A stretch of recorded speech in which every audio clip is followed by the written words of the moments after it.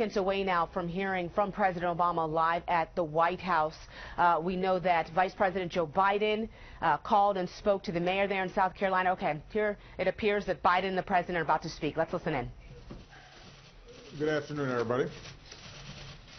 This morning, I spoke with, and Vice President Biden spoke with Mayor Joe Riley and other leaders at Charleston to express our deep sorrow over the senseless murders that took place last night. Michelle and I know several members of Emmanuel AME Church. We knew their pastor, Reverend Clementa Pickney, who, along with 8 others, gathered in prayer and fellowship and was murdered last night. And to say our thoughts and prayers are with them and their families and their community doesn't say enough to convey the heartache and the sadness and the anger that we feel. Any death of this sort is a tragedy. Any shooting involving multiple victims is a tragedy. There is something particularly heartbreaking about a death happening in a place in which we seek solace and we seek peace, in a place of worship. And Mother Emanuel is, in fact, more than a church. This is a place of worship that was founded by African Americans seeking liberty. This is a church that was burned to the ground because its worshipers worked to end slavery. When there were laws banning all black church gatherings, they conducted services in secret. When there was a nonviolent movement to bring our country closer in line with our highest ideals, some of our brightest leaders spoke and led marches from this church's steps. This is a sacred place in the history of Charleston and in the history of America. The FBI is now on the scene with local police, and more of the Bureau's best are on the way to join them. The Attorney General has announced plans for the FBI to open a hate crime investigation. We understand that the suspect is in custody, and I'll let the best of law enforcement do its work to make sure that justice is served. Until the investigation is complete, I'm necessarily constrained in terms of talking about the details of the case. But I don't need to be constrained about the emotions that tragedies like this raise. I've had to make statements like this too many times. Communities like this have had to endure tragedies like this too many times. We don't have all the facts, but we do know that, once again, innocent people were killed in part because someone who wanted to inflict harm had no trouble getting their hands on a gun. Now is the time for mourning and for healing. But let's be clear.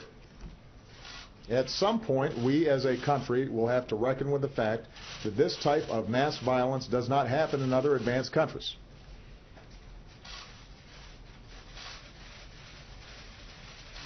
It doesn't happen in other places with this kind of frequency. And it is in our power to do something about it. I say that recognizing the politics in this town foreclose a lot of those avenues right now.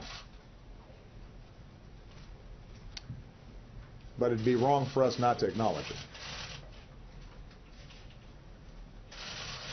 And at some point it's going to be important for the American people to come to grips with it. And for us to be able to shift how we think about the issue of gun violence collectively. The fact that this took place in a black church obviously also raises questions about a dark part of our history. This is not the first time that black churches have been attacked.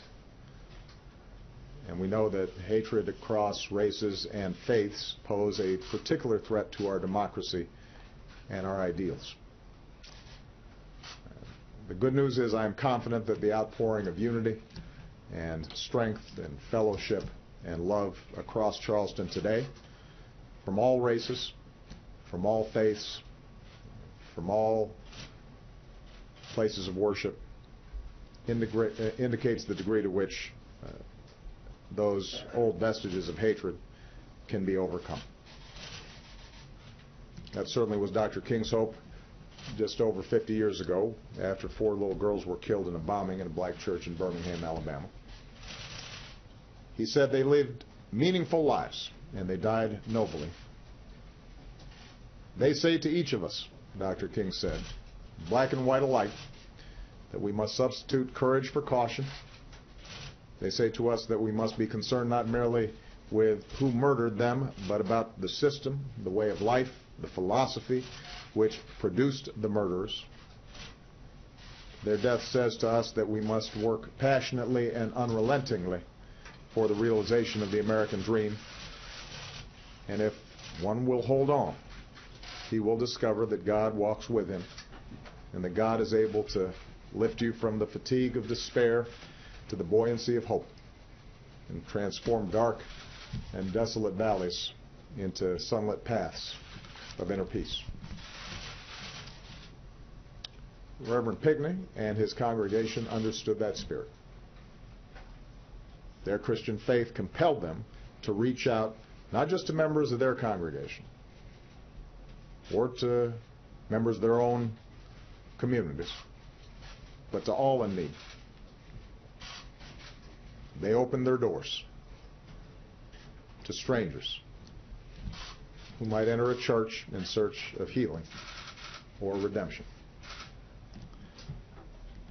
Mother Emanuel Church and its congregation have risen before, from flames, from an earthquake, from other dark times, to give hope to generations of Charlestonians. And with our prayers and our love and the buoyancy of hope, it will rise again now as a place of peace. Thank you. What would you do differently on gun control?